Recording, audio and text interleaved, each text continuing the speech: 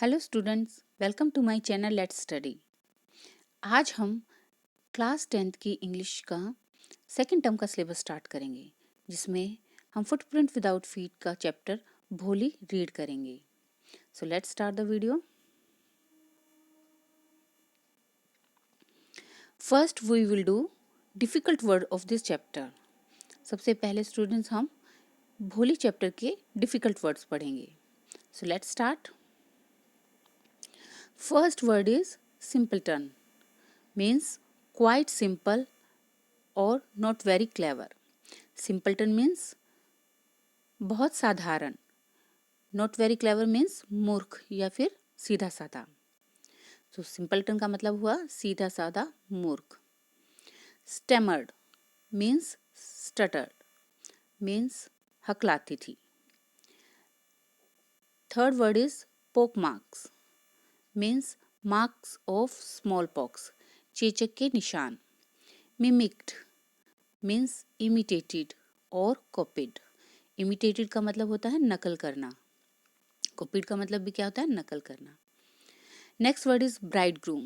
Bridegroom means male matches, means दूल्हा। Next word is decent, means nice. Nice means अच्छा। Next word is sobbing. Sobbing means weeping with sobs. Weeping with sobs means सुबक सुबक कर रोना। Next word is encouraged, means motivated. Motivated means हौसला देना। Next, disgraced means insulted. Insulted का मतलब है स्टूडेंट्स बेइज्जती करना। Next, affectionately means with love. With love means प्यार से। Next word is astonished, means great surprised. Great surprise का मतलब बहुत ज़्यादा हैरान होना। Bowed, bent downward, नीचे की तरफ झुकना। Next word is well-to-do, means prosperous, means समृद्ध, means जो बहुत ज़्यादा धनवान होते हैं,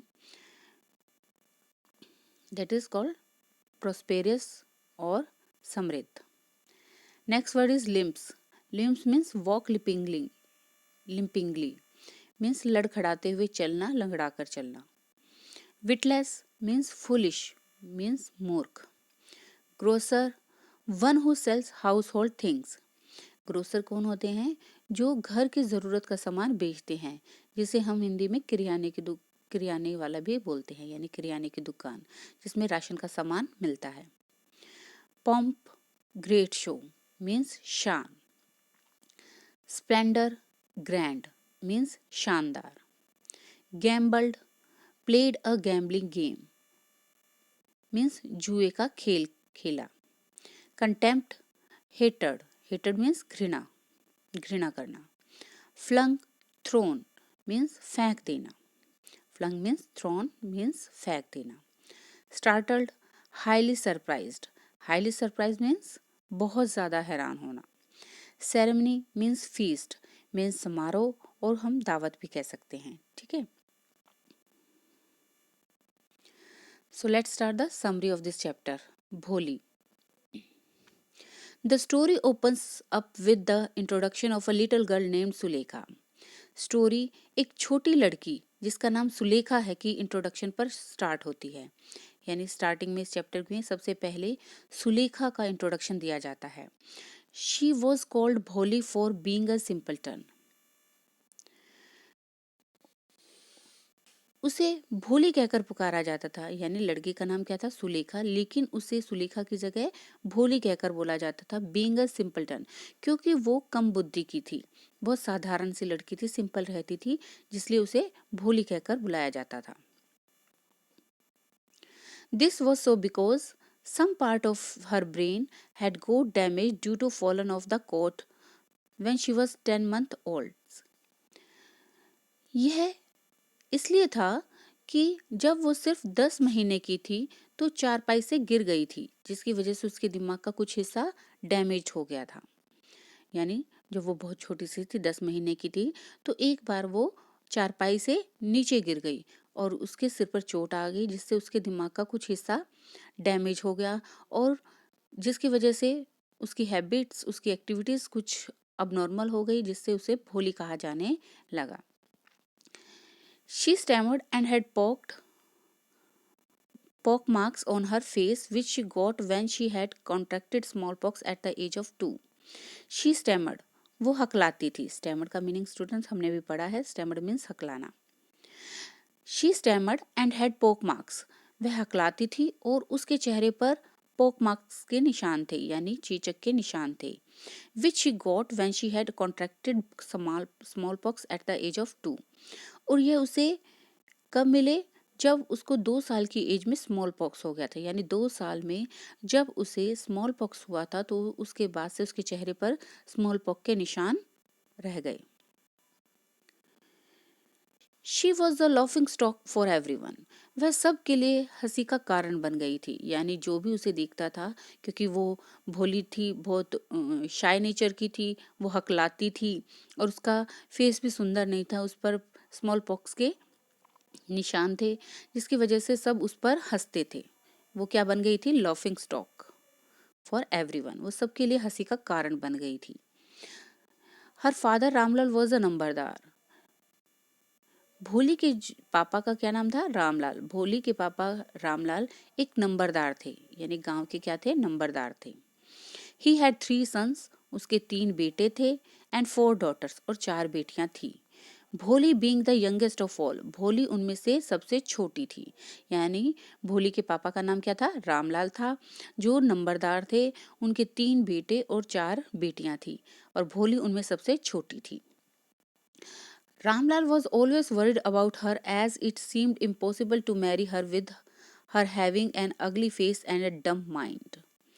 रामलाल को हमेशा उसकी चिंता होती थी, क्योंकि उसे ये इम्पॉसिबल लगता था कि उसकी शादी कैसे होगी, एक अगली फेस के साथ, क्योंकि उसका फेस भी सुंदर नहीं था, एंड डम माइंड, और बुद्धू दिमाग की वजह से उसके साथ कौन शादी करेगा, यह सोचकर रामलाल को हमेशा चिंता होती थी, क्योंकि वो सुंदर भी नहीं थी, भोली सुंदर भी नहीं थी और हकलाकर बोलती थी, जिसकी वजह से उसके पापा को हमेशा उसकी चिंता रहती थी कि उसके साथ शादी कौन करेगा।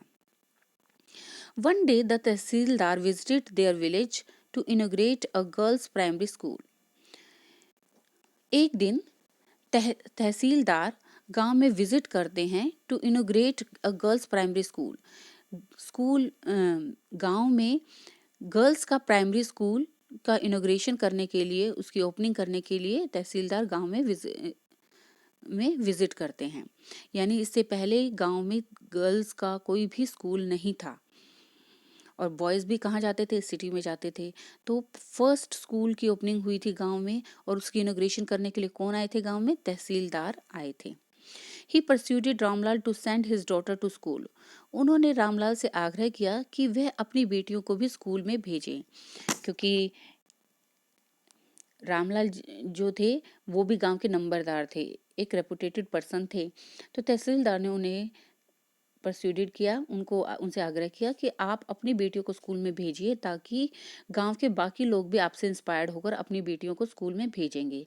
इससे पहले गांव में लड़कियों को स्कूल भेजना अच्छा नहीं समझा जाता था, उनसे घर के काम करवाए जाते थे, उन्हें कहा जाता था कि घर के काम ही सीखें, स्कूल जाना उनके लिए अच्छा नहीं है। तो तहसीलदार ने रामलाल जी से कहा कि वो अपनी बेटियों को स्कूल भेजें, ताकि गांव के बाकी लोग भी इस बात से इंस्पायर्ड हों और अपनी बेटियों को स्कूल भेजें। Ramlal wife suggested to send Bholi to school, Ramlal की वाइफ ने सजेस्ट किया भोली को स्कूल भेजने के लिए।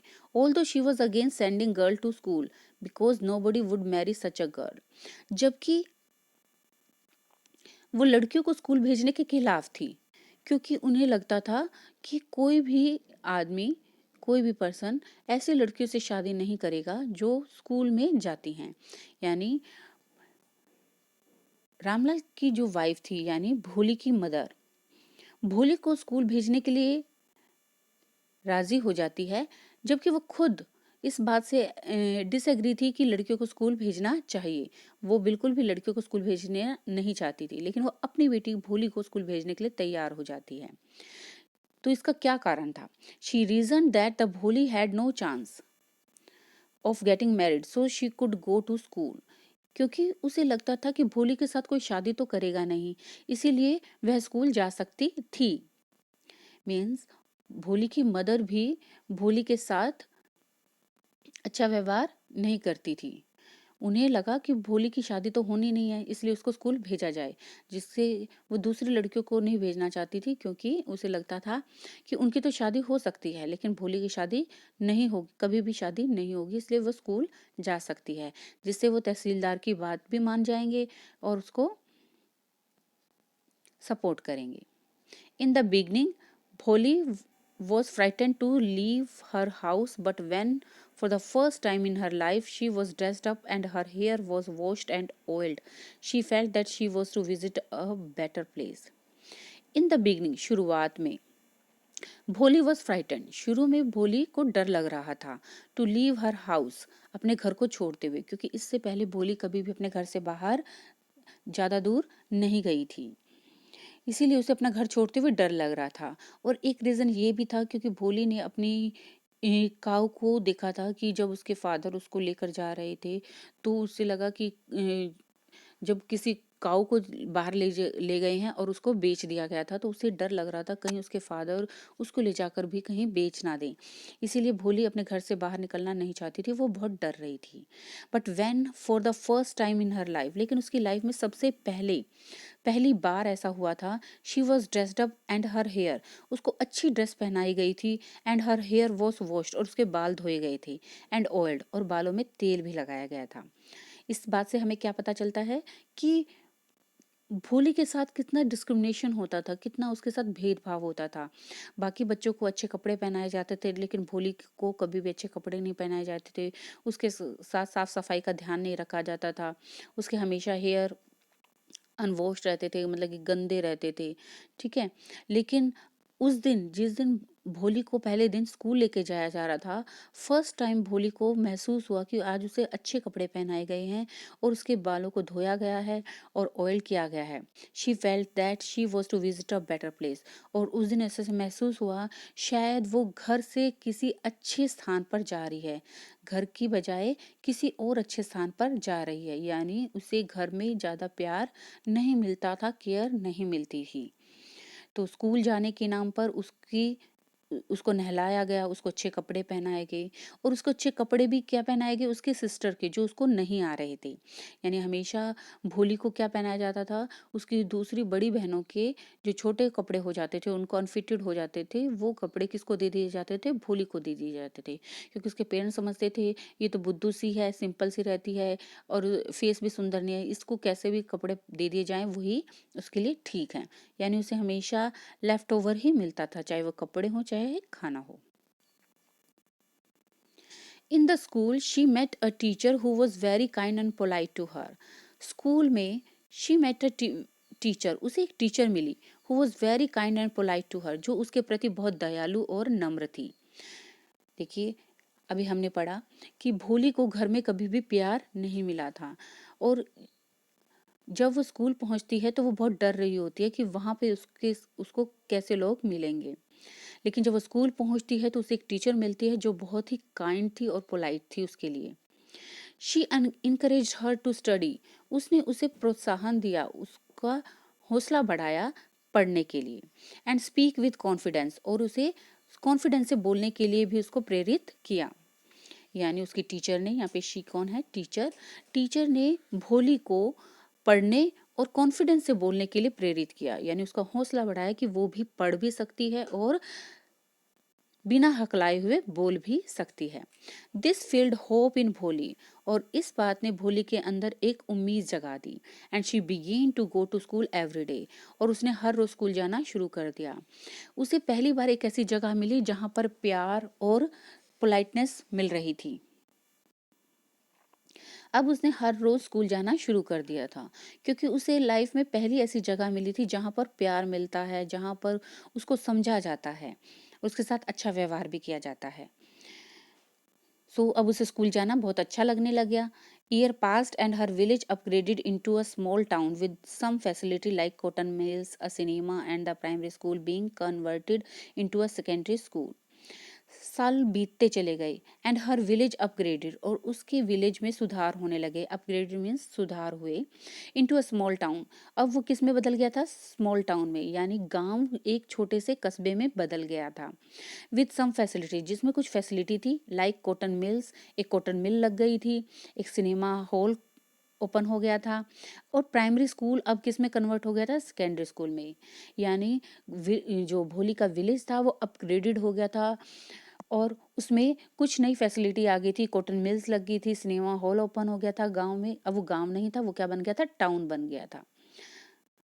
Cinema hall, primary school and being converted into secondary school, और जो small school primary school open हुआ था वो अब किस में कन्वर्ट हो गया था? सेकेंडरी स्कूल में।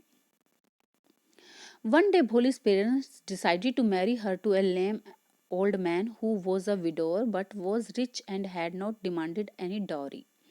एक दिन भोली के पेरेंट्स डिसाइड करते हैं कि भोली की शादी एक लंगड़े बूढ़े आदमी से, लेम ओल्ड मैन मीन्स एक लंगड़े बूढ़े आदमी से करने की सोचते हैं। किसकी शादी करने की सोचते हैं? भोली की। भोली के पेरेंट्स एक बार उसकी शादी डिसाइड करते हैं कि उसकी शादी किससे करा दी जाए? एक बूढ़े लंगड़े आदमी से करा दी जाए।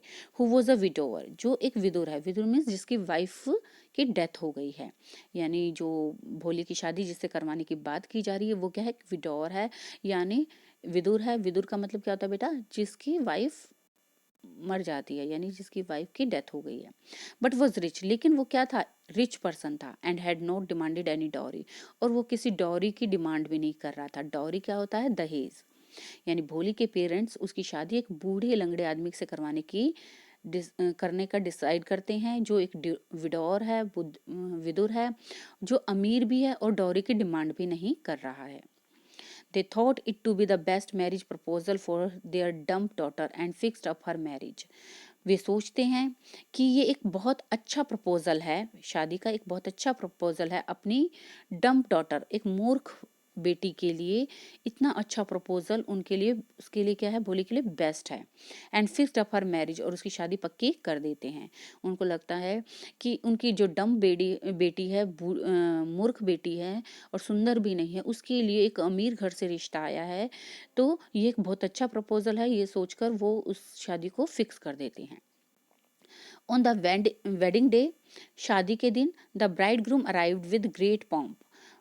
शादी के दिन दूल्हा बहुत शान से वहां पहुंचता है। And show which field Ramlal with Joy, और जिसे देखकर रामलाल खुशी से भर जाता है, यानी खुशी से प्रफुल्लित हो जाता है, बहुत ज्यादा खुश होता है। इतनी शान से बारात आती है जिसे देखकर रामलाल बहुत खुश हो जाता है। रामलाल कौन है? भोली के फादर हैं। द ग्रूम डिस्कवर्ड दैट भोली हैड पोक मार्क्स। ग्रूम, दूल्हे को पता चल जाता है कि भोली के चेहरे पर क्या है? पोक मार्क्स हैं, यानी चेचक के दाग हैं। और ये कैसे पता चलता है? जब जयमाला हो रही होती है तो कोई भी पीछे से भोली के का घूंघट पीछे की तरफ खींच देता है, जिससे चुन्नी उतर जाती है और उसका फेस दिख जाता है। And demanded dowry in return for marrying her, और इसके बदले में जब विशंबर दास कौन है? वो दूल्हा है जिसके साथ भोली की शादी होने वाली है। तो दूल्हे का नाम क्या है? विशंबर दास। ग्रूम डिस्कवर्ड, दूल्हे ने जब भोली का चेहरा देखता है कि उसके चेहरे पर पोक मार्क्स हैं, तो वो डिमांड करता है डॉरी की, शादी के बदले में। यानी वो कहता है कि शादी करने के बदले में उसे क्या चाहिए? डॉरी चाहिए, दहेज चाहिए, वरना वो शादी से मना कर देगा।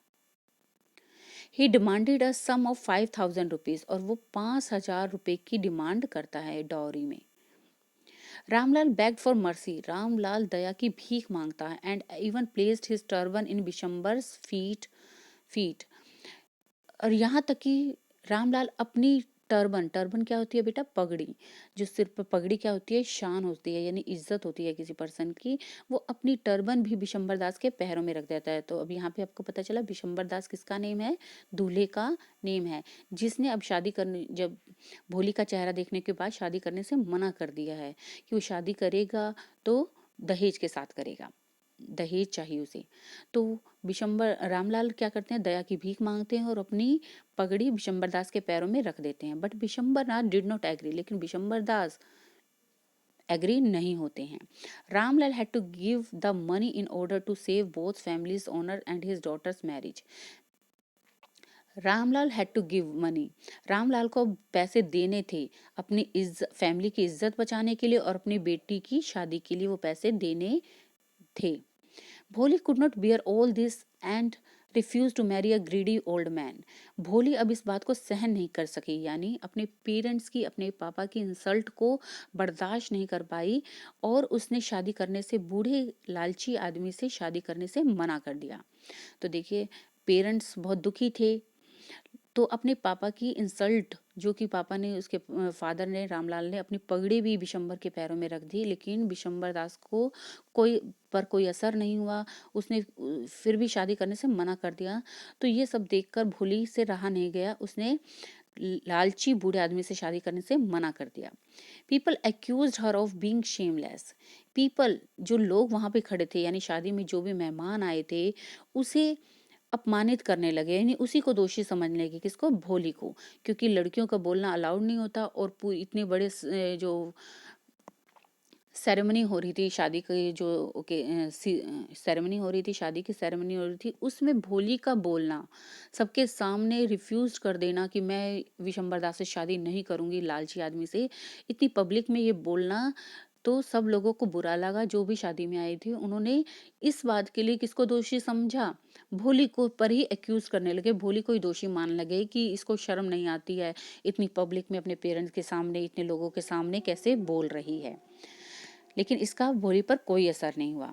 द वेडिंग पार्टी रिटर्न, शादी की जो पार्टी थी, वेडिंग पार्टी मीन्स जो बारात आई थी, वो वापस चली गई। The marriage ceremony ended without भोली गेटिंग मैरिड, और शादी की सेरेमनी खत्म हो गई बिना भोली की शादी किए बिना, भोली की शादी के बिना ही वो शादी की सेरेमनी खत्म हो गई। Her father was surrounded by grief and said that now no one would marry her। अब उसके पापा, भोली के पापा दुख से घिर गए और उन्होंने कहा कि अब उसके साथ कोई भी शादी नहीं करेगा, यानी भोली के साथ अब कोई भी शादी नहीं करेगा। बारात, भोली के मना करने से बारात वापस चली गई, जिससे अब भोली के पापा बहुत दुखी हैं और कहते हैं कि अब उसके साथ कोई भी शादी नहीं करेगा, क्योंकि उसकी भोली की बारात वापस लौट गई है। And what would she do in future, अब वो फ्यूचर में क्या करेगी, यानी उसके पापा को, रामलाल को ये चिंता है कि भोली के साथ अब कोई शादी नहीं करेगा और भोली अब फ्यूचर में क्या करेगी। टू दिस शी रिप्लाइड, और यह सुनकर वह रिप्लाई करती है, भोली रिप्लाई करती है that she would take care of her parents when they grew old, कि वो अपने माँ बाप की देखभाल करेगी जब वो बूढ़े हो जाएंगे, यानी जब उसके मम्मी पापा बूढ़े हो जाएंगे तो वो बुढ़ापे में अपने माँ बाप की सेवा करेगी। एंड वो टीच इन हर स्कूल, और वह अपने स्कूल में पढ़ाएगी भी। Her teacher who was quietly watching all this felt proud of her decision, और उसकी टीचर जो वहाँ चुपचाप खड़े होकर ये पूरा दृश्य देख रही थी, उसको भोली पर प्राउड फील हुआ, उसके डिसीजन पर प्राउड फील हुआ। और यह बात सुनकर टीचर को बहुत प्राउड हुआ, क्योंकि एक डम गर्ल, जिसको सभी डम समझते थे, मूर्ख समझते थे, आज उसने इतनी समझदारी की बात की है, अपना एक लाइफ का बहुत बड़ा डिसीजन लिया है। जो पेरेंट्स उस भोली की केयर नहीं करते थे, और आज उसने ये सबके सामने ये कहा है कि उसे शादी नहीं करनी है, उसे बुढ़ापे में अपने माँ बाप की सेवा करनी है और अपने पैरों पर खड़ा होना चाहती है, वो किसी पे डिपेंडेंट नहीं होना चाहती है, क्योंकि उसके पेरेंट्स को, भोले के पेरेंट्स को ये चिंता थी कि ये हमेशा हमारे पास ही रहेगी और इसकी लाइफ का क्या होगा। तो भोली ने ये बात क्लियर कर दी कि वो अपने माँ बाप की सेवा करेगी और वो किसी पर डिपेंडेंट नहीं रहेगी। वो जिस स्कूल ने उसे शिक्षा दी है, उसको अपने पैरों पर खड़ा होना सिखाया है, इतनी बोल्डनेस दी है, तो ये सब बातें जिसने सिखाई हैं वह उस स्कूल में पढ़ाएगी और दूसरे लोगों को भी, दूसरे बच्चों को भी प्रेरित करेगी सेल्फ डिपेंडेंट होने के लिए। तो यहाँ पे आपका चैप्टर फिनिश होता है। Thanks for watching my video.